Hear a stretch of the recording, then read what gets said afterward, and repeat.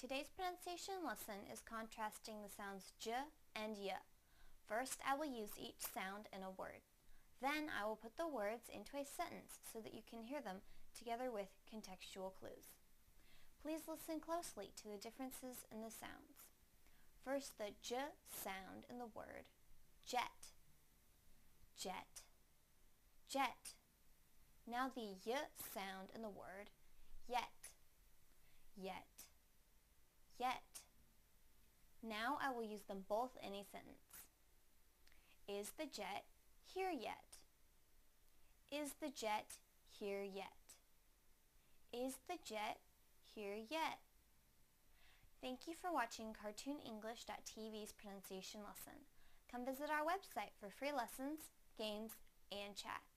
Bye!